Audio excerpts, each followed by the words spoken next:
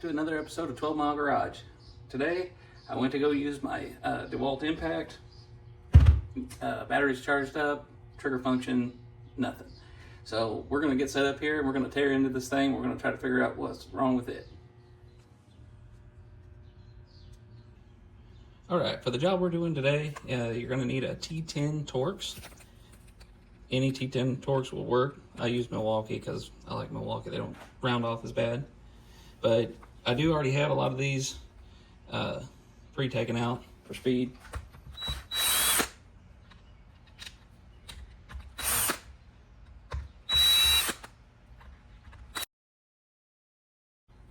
All right, get those set to the side. I'm sure I'm forgetting one. We're gonna go ahead and try to pull this apart here.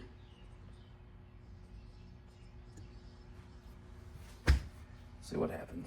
See what's going on with you.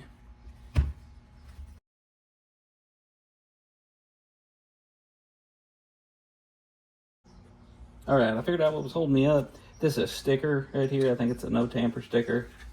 But anyhow, let you take it apart just like so. Let you lay that to the side. Yeah, not seeing really anything out of the ordinary here.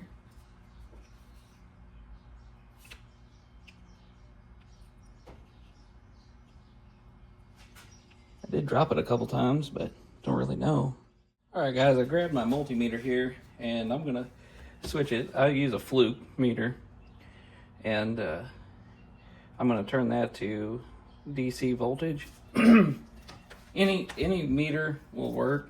Harbor Freight, Walmart, whatever. And I'm just gonna test. I'm gonna test to see how much output I've got in the battery. I should be able to read it just like that. Yeah, 20 volts. Okay. I'm gonna stick this one here. Or no, I'm gonna stick that one there. And this one here. Let's see how much voltage I got when I pull the trigger. It looks like nothing. Oh, it worked.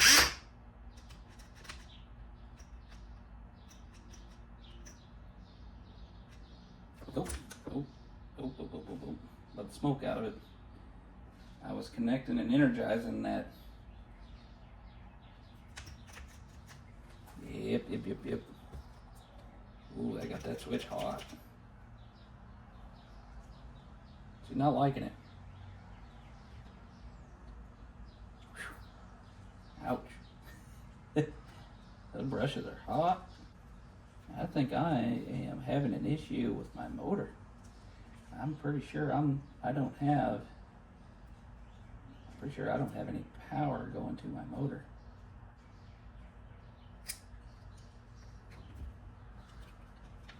We're gonna go ahead and unplug this for now since it can't be trusted.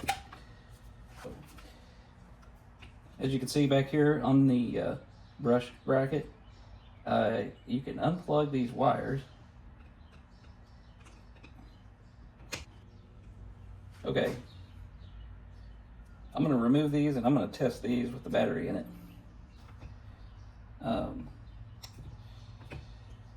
Let's see here. Let's test the switch. We're going to go with red. And now that we got our battery plugged in, I can hold this on what I call the ground. I don't know if it is or not. I'm going to squeeze the trigger and I'm going to see if I get any type of... Okay, so the switch is good for now. I'm getting, whoops, both the buttons here. I don't know if you can see that or not.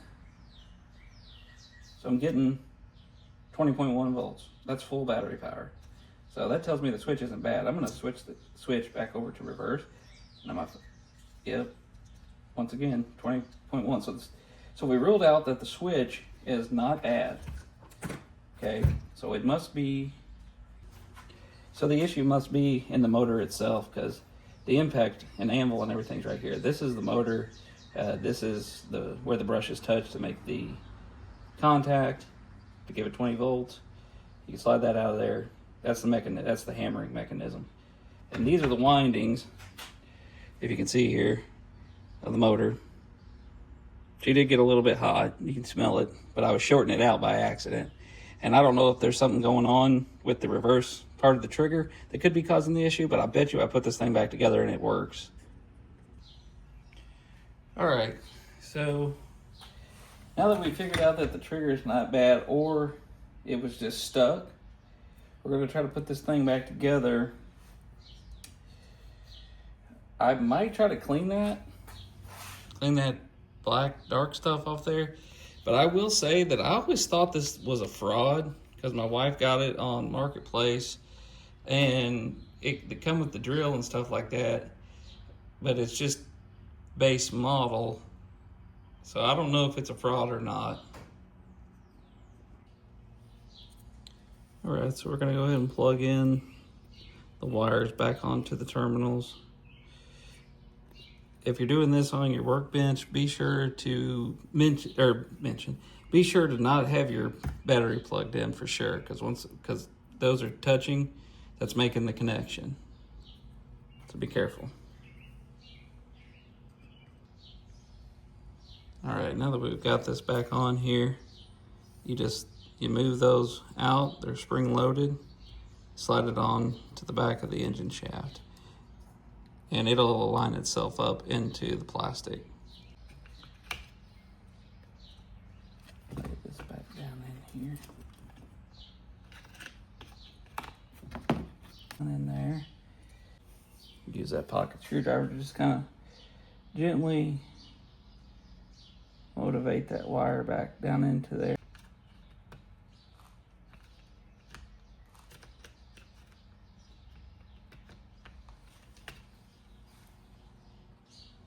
All right, now that everything is laid down back into the case, the way it should, make sure nothing's sitting on top of anything. Here, mostly here for your LED, and down here for your brushes. Oh, I'm forgetting the reverse and forward.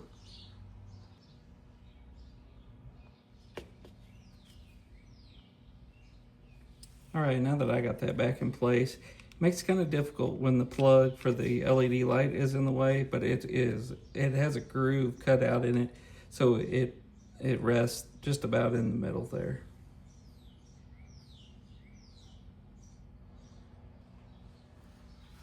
All right, got the battery in. We're gonna give her a test run.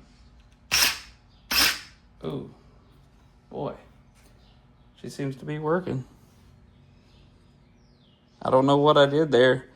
Whenever I was testing it, maybe that little bit of smoke came out.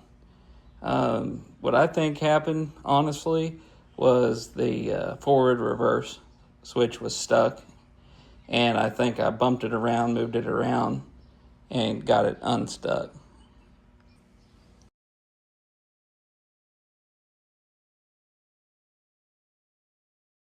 All right, now that we got them all started,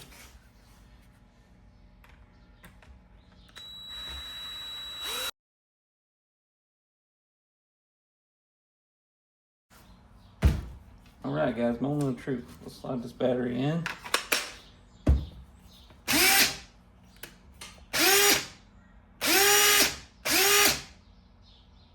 It's rock and roll. Seems like it has more power than what it did from the beginning. Maybe cleaning up that brass really helped the connection. I don't know. All right, guys. This concludes the video for the day. This DeWalt 20 volt max impact. It's the DCF 885 1/4 inch 6mm cordless. Was having some trigger trouble left and right. It just wasn't responding to the battery at all.